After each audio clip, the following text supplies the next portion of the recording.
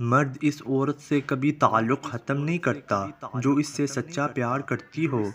بیوی کا قد شوہر سے چھوٹا ہی ہونا چاہیے، کیونکہ جب بات کرنی ہو تو بیوی بھی سر اٹھا کر بات کرے اور شوہر سر جھکا کر سنے۔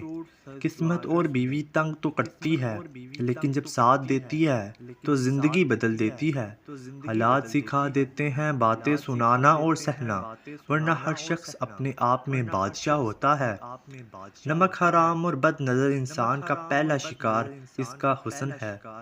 لوگوں کو دوسروں کے بدلے ہوئے رویے نظر آتے ہیں اور اپنی حرکتوں کا پتہ نہیں ہوتا، جو اس تبدیلی کی اصل وجہ ہوتے ہیں۔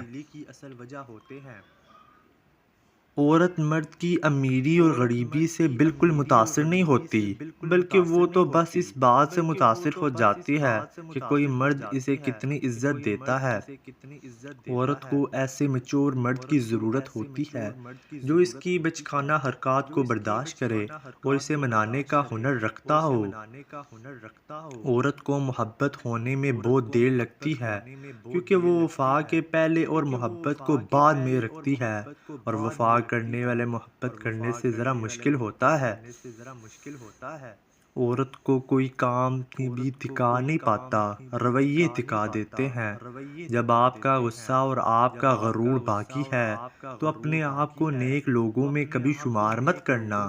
رشتے بچانے کے لیے انسان جھکتا ہے، لیکن جھکنے کی بھی ایک حد ہوتی ہے، لہٰذا تعلق وہی بچتے ہیں جہاں دونوں احساس کرنے والے ہوں۔ اس مرد کی زندگی میں دوسری عورت ضرور ہوگی۔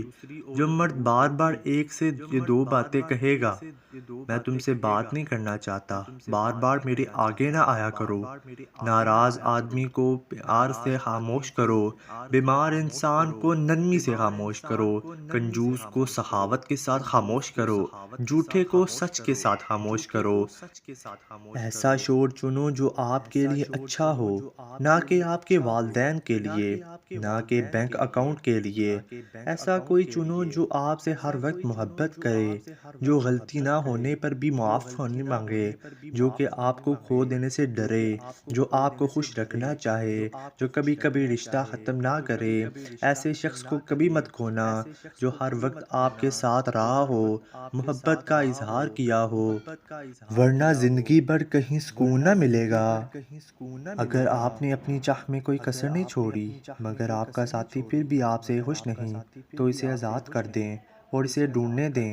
آپ سے بہتر، یقین کریں، محبت ٹھکرانے والے کی طرف محبت کبھی پلٹ کر نہیں آتی ہے۔ اپنے غموں اور پریشانیوں کے سینے میں دفن کرو۔ اگر نئی چہرے پر جاؤ گے تو کمزور ہو جاؤ گے۔